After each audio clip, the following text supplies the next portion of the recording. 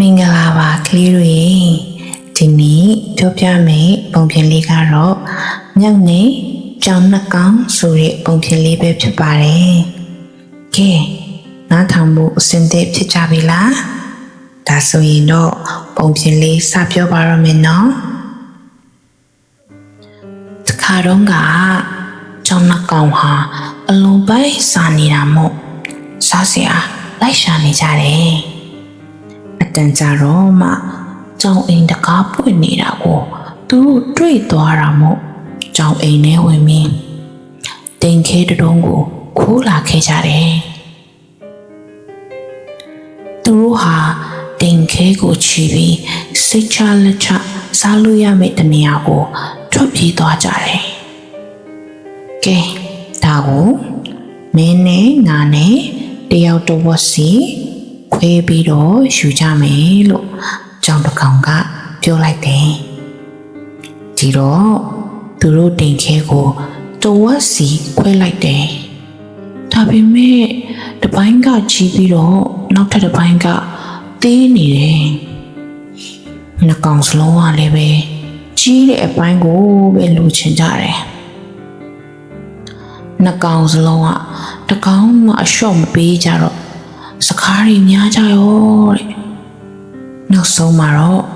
ငါတို့ပြဿနာကိုစဉ်းစားဆုံးဖြတ်ပေးဖို့ဟိုနားကမြောက်ကိုအကူအညီတောင်းမယ်လို့ကြောင်တစ်ကောင်ကပြောလိုက်တယ်ဒီတော့သူတို့နှစ်ကောင်မြောက်စီကိုသွားပြီးအကူအညီများပေးနိုင်မလားလို့မေးမြန်းကြတယ်မြောက်ကလှုပ်ပေးရမှာပေါ့ကွာငါ့ကိုမင်းတို့ရဲ့တင်ခဲနှစ်ပိုင်းကိုပြအေးဟုတ်တယ်တပိုင်းကပူကြီးနေတယ်ကွာငါတို့မှာချိန်ခွေကောင်းကောင်းရှိတယ်ချိန်ကြီးကြစို့လို့မြောက်ကပြောလိုက်တယ်မြောက်ကချိန်ခွင်ကိုကင်ပြီးတော့ထိုင်ချလိုက်တယ်တင်ခဲနှစ်ပိုင်းကိုချိန်ခွင်ပေါ်တင်ပြီးတဲ့အခါမှာတော့ငါထင်တဲ့အတိုင်းပဲတပိုင်းကကြံတပိုင်းထက်ပူကြီးနေတယ်လေးချိန်မျှသွားအောင်တော့ငါလုံနိုင်ပါသေးတယ်လို့ဆိုပြီးတော့မြောက်ကခက်ကြီးကြီးအပိုင်းကနေတကိုက်စား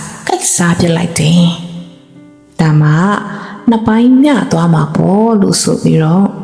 ကြိုက်ပြီးသွားတဲ့အပိုင်းကိုချိန်ခွင်ပေါ်ပြန်တင်လိုက်တယ်အဲ့ဒီချိန်မှာအရင်ရှိနေတဲ့အပိုင်းကနောက်တင်လိုက်တဲ့အပိုင်းထက်ပိုပြီးလေးသွားပြန်ရောဟာလောက်ကြပါအောင်ဒုစမ်းနေဟဲ့အခုတော့ဟိုတစ်ပိုင်းကပိုကြီးသွားပြန်ပြီလို့မြောက်ကဆိုတယ်ကြီးတဲ့အပိုင်းကိုယူပြီးတခိုက်ပြန်တယ်အဲ့ဒီတော့ဒီတနာဆရာကောင်းတဲ့အကြောင်းအကောင်ခမတော်ပါတော့အခုကျန်တဲ့အပိုင်းတွေပဲကျွန်တော်တို့ကိုပြန်ပေးပါဘေးအပိုင်းကြီးဘေးအပိုင်းငယ်ကျွန်တော်တို့စိတ်မဆိုးတော့ပါဘူးလို့ဆိုကြတယ်မြောက်ကခက်တံနဲ့ပဲမရအောင်ဒီကိစ္စကိုစီရင်ပေးဖို့မင်းတို့ငါ့ကိုအပ်ထားတာမဟုတ်လားငါကတော့ညီမြအောင်လုပ်ပေးရမှာပဲလို့ဆိုတယ်မြောက်ကဟိုတစ်ပိုင်းကိုကိုက်လိုက်ဒီတစ်ပိုင်းကိုကိုက်လိုက်နဲ့ပဲဆက်ချိန်နေတော့ကြောင်နှကောင်ခမသူတို့ဝီစုတွေအတော်တီးသွားတာကိုမြင်နေရတယ်ကျွန်တော်တို့အငင်းပွားမှုနဲ့ပတ်သက်ပြီးခမဒုက္ခဆက်မခံပါနဲ့တော့ဗျာကြံနေတဲ့တင်ခဲလေးတွေကိုပဲကျွန်တော်တို့ကိုပြန်ပေးပါလို့သူတို့နှစ်ကောင်ကတောင်းပန်ကြတယ်မြောက်ကလည်းကောင်းပြီလေမင်းတို့ကတောင်းပန်နေမှမင်းတို့အငင်းပွားမှုကိုဖြေရှင်းဖို့ကြိုးစားရတဲ့ငါရဲ့ဒုက္ခအတွက်မင်းတို့ငါ့ကိုဘာပေးကြမှာလဲမင်းတို့မှာပေးကြဘာမှမရှိဘူးဆိုတာငါတွေ့နေရတော့ငါရဲ့လှုပ်အားခအတွက်နောက်ဆုံးကျန်ရှိနေတဲ့တင်ခဲလေးကိုပဲငါယူရတော့မယ်ထင်တယ်လို့မြောက်ကပြောလိုက်တယ်မြောက်ကတင်ခဲလက်ကျန်ကို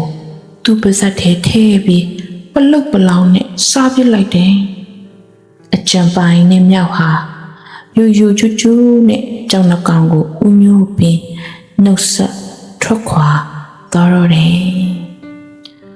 ကလေးတို့ရေမောင်နှမအချင်းချင်းပဲဖြစ်ဖြစ်တငယ်ချင်းအချင်းချင်းပဲဖြစ်ဖြစ်မုံတွေစားစရာတွေကိုခွဲဝေတဲ့အခါရမဖြစ်ပဲမြတ်တတားနဲ့ညှိနှိုင်းပြီးယူရမယ်နော်အချင်းချင်းစိတ်မရှိပဲရံဖြစ်နေကြရင်ဂျားကမြောက်လို့ညံများတဲ့သူတွေကခွင့်ကောင်းယူပြီးအမျက်ထုတ်သွားတယ်လို့ညီညွတ်ခြင်းသည်အင်အားရံဖြစ်ခြင်းသည်ဆုံးရှုံးခြင်းဆိုတာကိုအမြဲတမ်းရမယ်နော်ကလေးတို့ရေပုံပြင်လေးကတော့ဒါပါပဲနော်အားလုံးပဲမင်္ဂလာရှိတဲ့နေ့လေးဖြစ်ပါစေ